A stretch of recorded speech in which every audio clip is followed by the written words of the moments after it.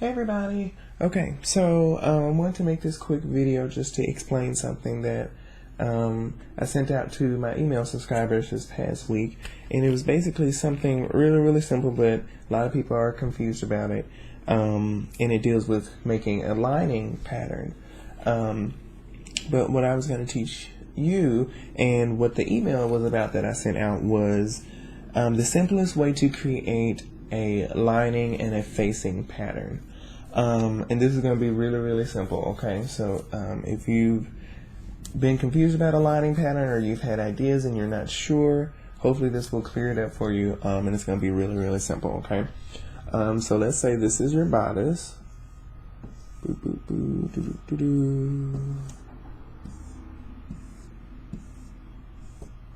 Okay, so that's your bodice pattern, okay?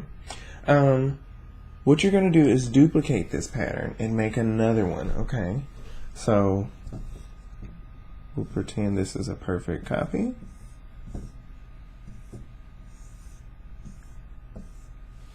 Okay, so because this one is closer, we'll say this is the copy and this is the original, or the shell. Okay, so this is your outside of the garment pattern. This is your inside. So what you're going to do, you're basically, let's say this is going to be sleeveless.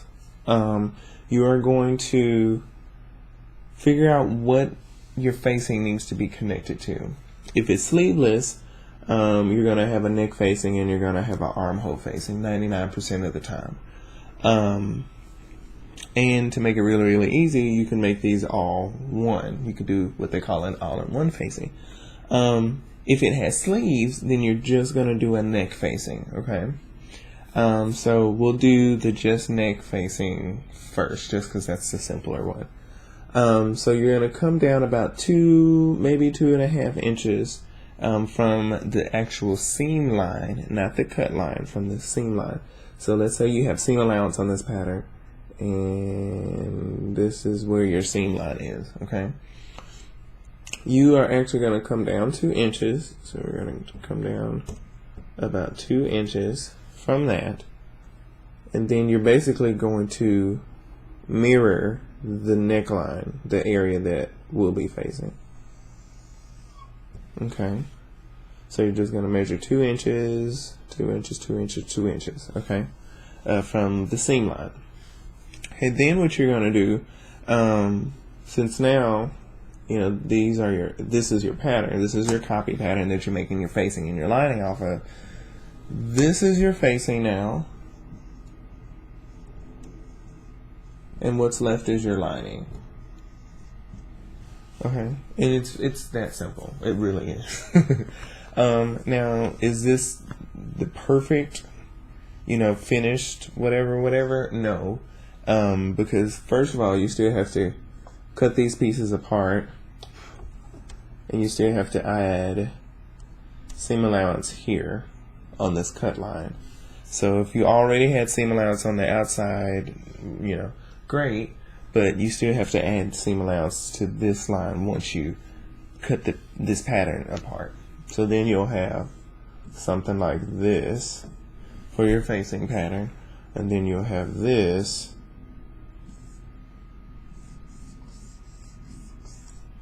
for your lining pattern. And you go add your seam allowance, and you add your seam allowance, okay? And that's it. It's really that simple. Then you need to interface your facing, because this needs to have some kind of structure, and it's going to keep, number one, this facing from stretching, which you don't want that to happen. But the purpose of your facing is to keep all of this structured from the outside of the garment, so it can look nice, so you don't get this weird womping or stretching from a person wearing it. And you have to also remember, there's a little fly in here. You have to also remember this is going to be hugged up against an extremity of the body, so there has to be something that's going to keep this neckline in check, because look at this necklines and armholes and stuff have diagonals within them just because of the very nature of how they're cut in the fabric. This is a straight line that goes with the grain line. You don't have to worry about these as much for stretching.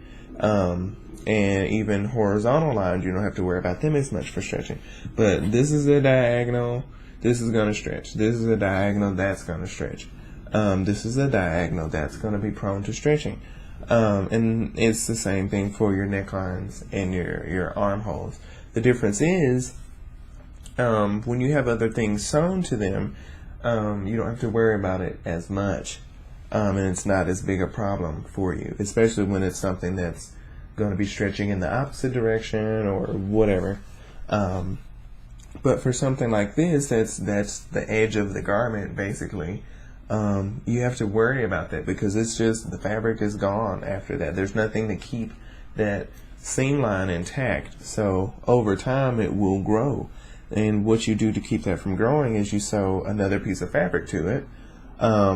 But even more so than that is to sew a piece of fabric that has interfacing on it, which is going to be your facing. And then your lining that's going to be flipped down on the inside of the garment, you won't be able to see. Now, in the second example, which I'm going to try to complete really quickly so this video doesn't go too long. In the second example, when you do your all-in-one facing,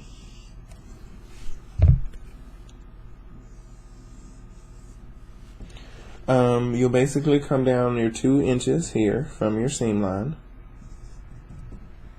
But since we're going to be letting this facing go across or attach itself to the armhole too, we're also going to come down 2 inches right there up underneath the arm, also from the seam line. Okay, so come down 2 inches here, come down 2 inches there. Oops. And then what I like to do is draw horizontally across from there, and like we're squaring out basically from the center front. I also like to square out from the side seam, square out there, and then I just kind of have to make my own little doo-woppy here. And so, you know, you can draw this. I don't know if you saw my video on boundaries, but you can do all of this business here in order to give yourself some room to play or to show where things need to go and where they don't need to go beyond. So we'll have our baseline here and there, and then you can just kind of draw your curve up like that, and then get rid of this because the rest of this is going to be used as your lining, just like in the previous example. And then you can just scoop that over like that. Now, because this is going to be your facing here, which you're going to interface, and your lining, because they have to sew together, if you haven't learned this part about pattern making and then sewing something you just made a pattern from, this will definitely teach you a very hard lesson. It's hard to sew curves. And the more sharp the curves are, the harder it is to sew.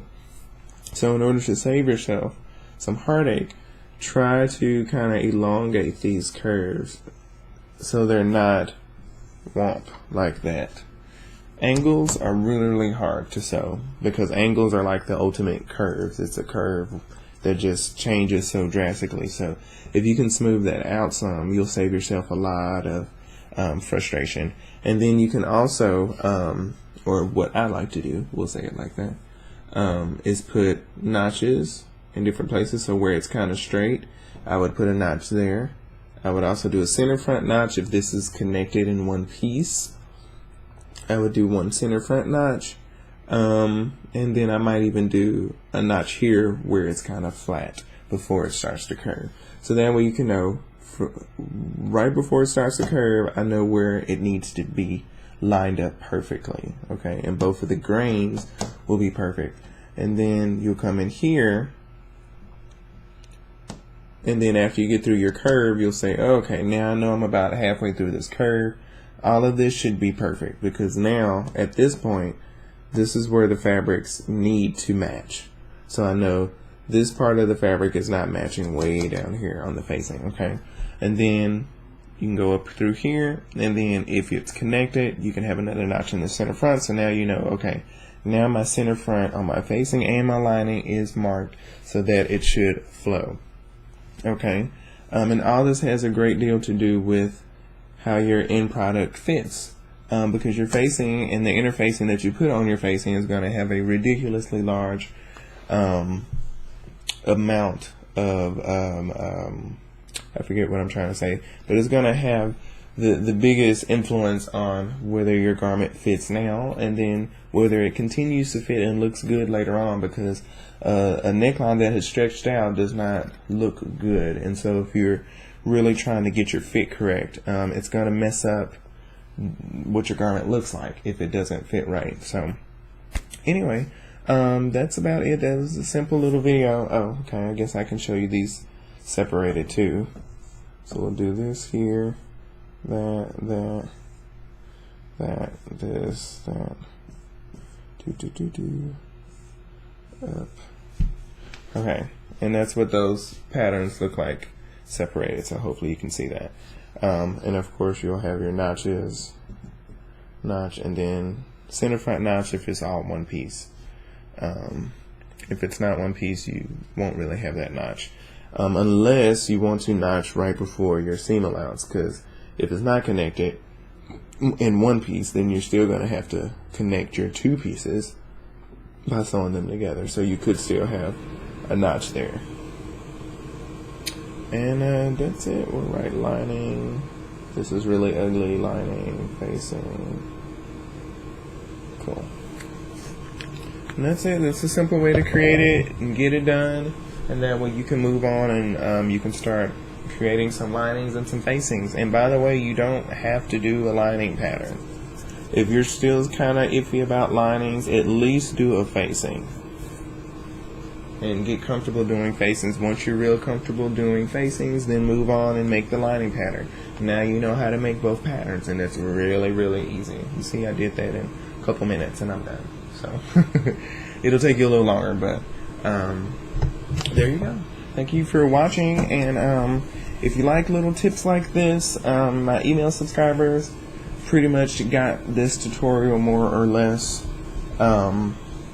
a few days before you guys did, and a lot of times they'll get little tutorials and information that the people on YouTube just won't see, just because I have to take time to make a video, and then the people on the Facebook are kind of the last to get it sometimes. So if you want to get information from me on a daily basis, Monday through Friday, and you want to get it before a lot of my other subscribers do in other places, subscribe to my email list. I share daily email or daily fashion design, sewing, pattern making tips, and all the other stuff. We did some sketching stuff the week before this video was made, and this week we were talking about facings and interfacing.